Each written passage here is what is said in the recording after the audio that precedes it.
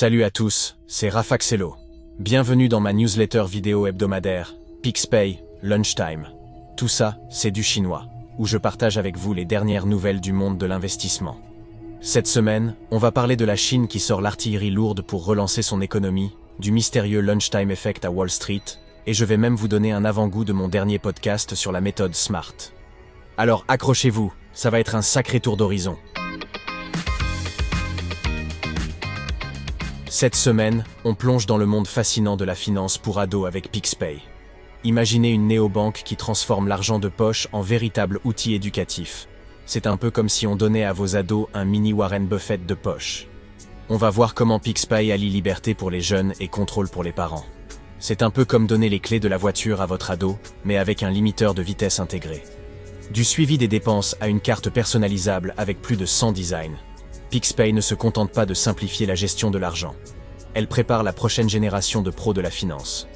Alors, curieux de découvrir comment cette petite révolution bancaire fait déjà craquer des millions de familles? Cliquez sur le lien dans la description pour lire l'article complet. Croyez-moi, ça vaut le détour. Épisode 2, la méthode SMART. Parce que devenir riche n'est pas un plan, c'est un vœu pour le Père Noël. Prêt pour un épisode qui va secouer vos neurones comme un cocktail financier? Au menu de ce festin d'intelligence financière, découvrez pourquoi votre objectif devenir riche a autant de chances de réussir qu'un hamster dans un concours de bodybuilding. Apprenez à transformer vos rêves financiers en plans d'action concrets. Spoiler, non, gagner au loto n'est pas un plan. Déchiffrez l'acronyme SMART. Promis, ce n'est pas le nom d'un nouveau smartphone, mais c'est tout aussi révolutionnaire.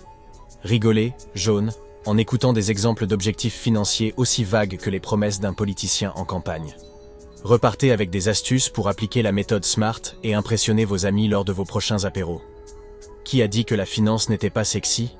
Que vous rêviez d'avoir assez d'argent pour acheter une île déserte, avec le Wi-Fi quand même, ou simplement de ne plus devoir compter vos pièces jaunes à la fin du mois, cet épisode est votre ticket pour la gloire financière. Alors, prêt à transformer votre cerveau en machine à cash? Rendez-vous dans votre app de podcast préférée. Et si vous n'avez pas d'app de podcast préférée, c'est le moment d'en avoir une. La mienne, évidemment. N'oubliez pas de vous abonner, de liker, de partager, et pourquoi pas de m'envoyer un petit virement bancaire pour me remercier. Je plaisante, ou pas?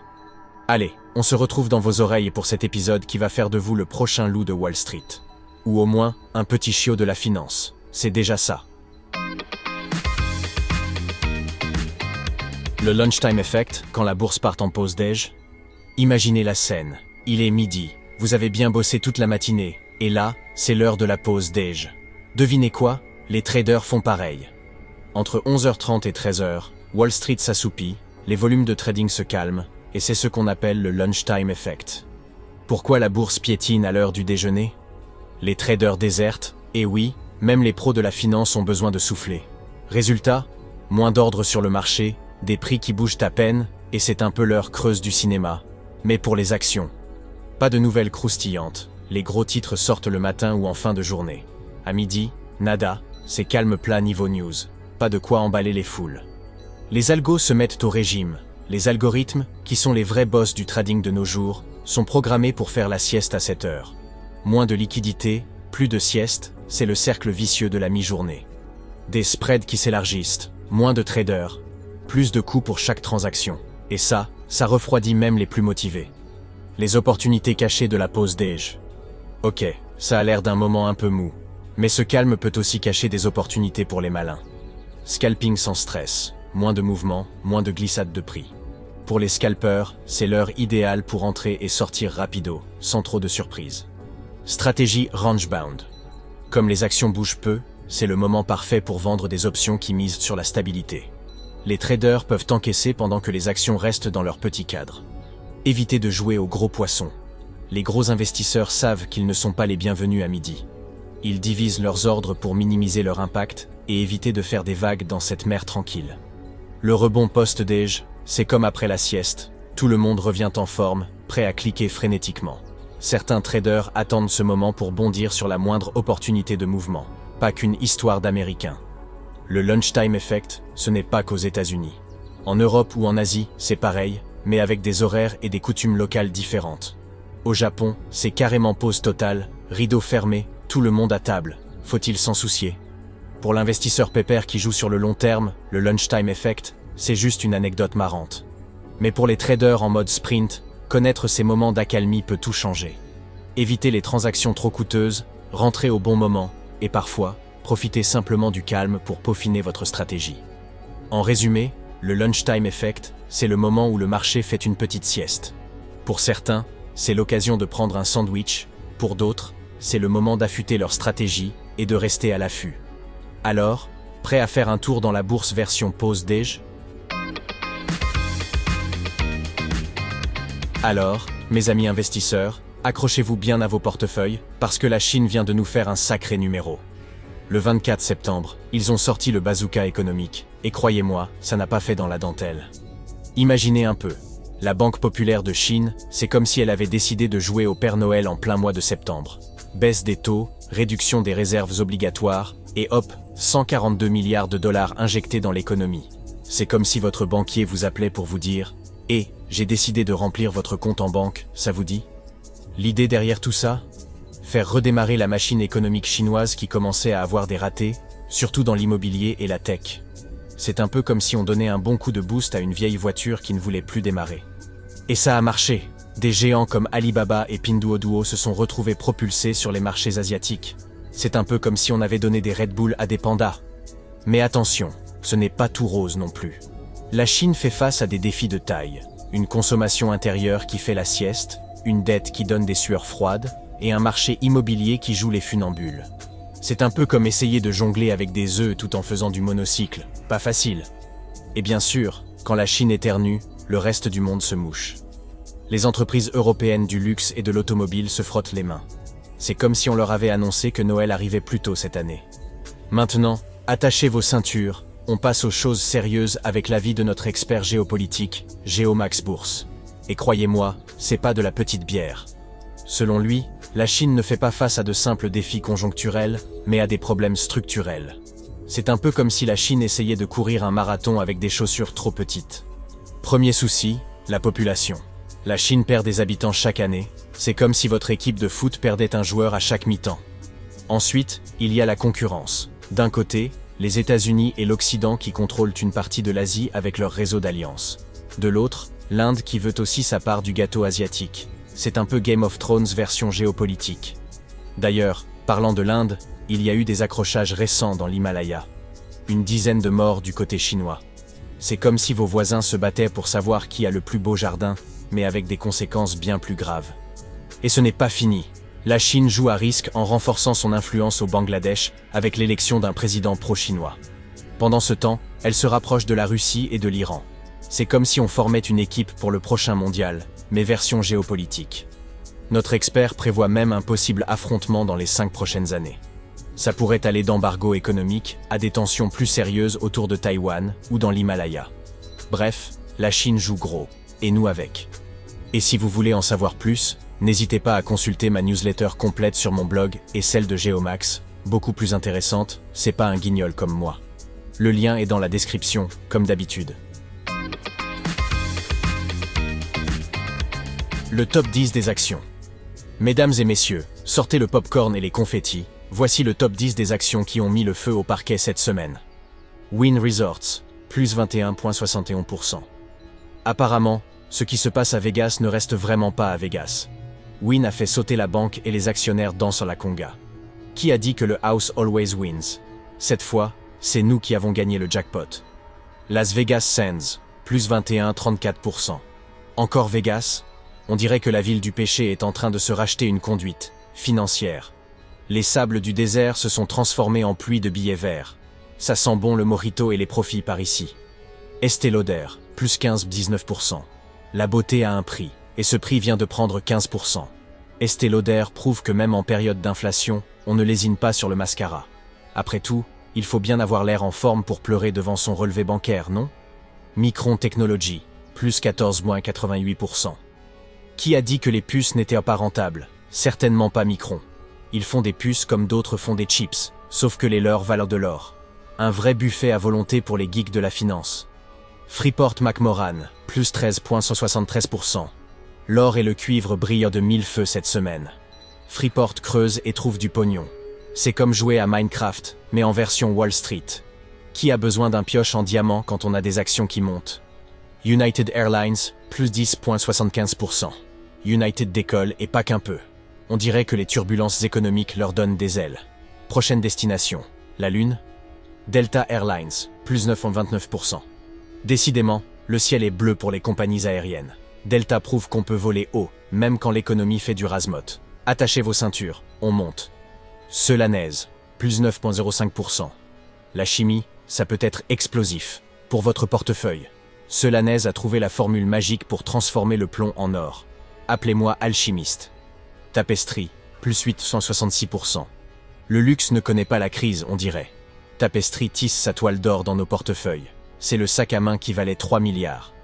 Otis Worldwide, plus 850%. Otis monte. Comme ses ascenseurs, il nous emmène vers de nouveaux sommets financiers. Prochain arrêt, le penthouse des profits. Vous voulez mon avis sur ces performances de folie? Rendez-vous sur mon blog pour la version longue et non censurée de cette analyse. Le lien est dans la description, juste à côté du bouton pour acheter mon yacht. Je plaisante, ou pas? Suivi des actions du mois d'octobre. Allez, on arrive au plat de résistance, notre portefeuille du mois d'octobre. Ces actions ont historiquement surperformé le S&P 500, et certaines continuent sur leur lancée, comme si elles avaient bu 3 Red Bull. Le grand champion, le Rocky Balboa de notre portefeuille, c'est CEG, Constellation Energy Corporation, avec un époustouflant plus 144,56%. L'énergie propre, c'est clairement l'avenir. Ces gars-là produisent de l'électricité tellement verte qu'elle fait pousser des arbres dans les prises de courant. En deuxième position, on a Ulta Beauty, à plus 12,60%. Apparemment, même en temps de crise, on veut toujours être beau.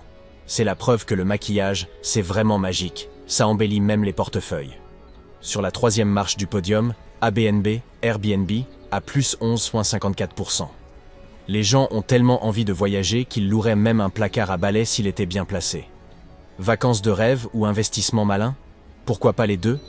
Nike, NKE, court juste derrière avec plus 9,99%. Ils sont tellement proches des 10% qu'on a envie de leur crier « Just do it ». Allez Nike, encore un petit effort. Lululemon, Lulu, complète le top 5 avec plus 8,50%. Le yoga des finances, ça paie. Ils sont tellement flexibles qu'ils pourraient faire le grand écart entre deux bull markets. Namasté, les profits. Mais attention, tout n'est pas rose dans notre jardin financier. Southwest Airlines, LUV, fait un atterrissage forcé à 0,17%. C'est pas grand-chose, mais dans le monde de la finance, c'est comme rater son vol de 5 minutes. Aïe. Et puis il y a Targa Resources, TRGP, qui joue les rebelles avec 2,05%. Ils descendent plus vite qu'un toboggan aquatique. Allez TRGP, remontez la pente, on croit en vous. Mais ne vous inquiétez pas mes petits loups de Wall Street. Si vous aviez réparti votre argent équitablement sur ces 10 actions, votre portefeuille afficherait un superbe plus 13,24%. C'est comme si vous aviez trouvé un billet de $20 dans votre vieux jean, mais en beaucoup mieux. Pendant ce temps-là, le S&P 500 fait sa tortue à plus 3,78%. C'est bien, mais c'est un peu comme finir une marathon en marchant. On applaudit l'effort, mais on ne fait pas la une des journaux. Alors, qu'est-ce qu'on retient de tout ça? Que l'énergie propre, la beauté et les voyages, c'est un peu le trio gagnant du moment. C'est comme une recette pour des vacances de rêve. On part loin, on est beau, et on ne pollue pas. Si seulement on pouvait investir dans le bonheur, hein? Avant de conclure cette vidéo, j'aimerais partager avec vous la citation de la semaine.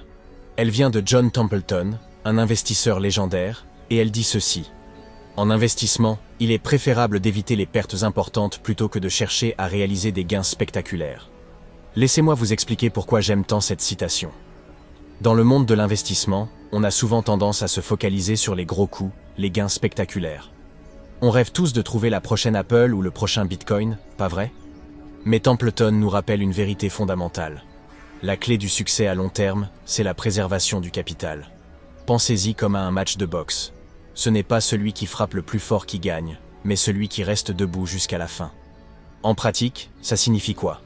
Ça veut dire diversifier vos investissements, ne pas mettre tous vos œufs dans le même panier. Ça veut dire faire vos devoirs, bien comprendre où vous mettez votre argent. Et surtout, ça veut dire avoir un plan et s'y tenir, même quand le marché fait des montagnes russes. Alors la prochaine fois que vous êtes tenté par un investissement qui promet monts et merveilles, rappelez-vous les sages paroles de Templeton. Parfois, la meilleure stratégie, c'est simplement de ne pas perdre. Et vous, qu'en pensez-vous? Comment appliquez-vous ce principe dans vos propres investissements? Partagez vos réflexions dans les commentaires. Et voilà, c'est tout pour cette semaine. J'espère que ce petit tour d'horizon de l'actualité financière vous a plu et vous a donné matière à réflexion pour vos investissements. Mais attendez, ce n'est que la partie émergée de l'iceberg.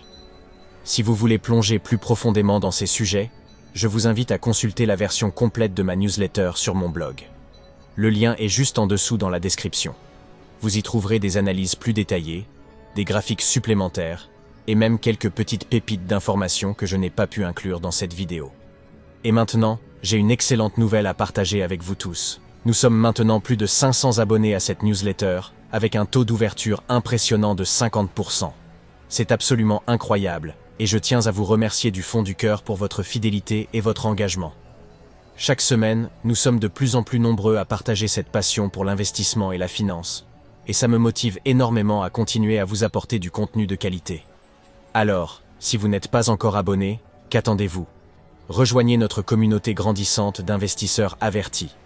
Cliquez sur le bouton d'abonnement, activez la cloche pour ne manquer aucune vidéo, et n'oubliez pas de vous inscrire à la newsletter sur mon blog pour recevoir tous les détails directement dans votre boîte mail. Merci encore pour votre soutien incroyable. C'est grâce à vous que cette aventure continue de grandir semaine après semaine. N'hésitez pas à partager cette vidéo avec vos amis qui s'intéressent à l'investissement. Ensemble, on va créer la plus grande communauté d'investisseurs francophones. C'était Rafaxello, votre guide dans la jungle de la finance. À la semaine prochaine pour de nouvelles aventures boursières.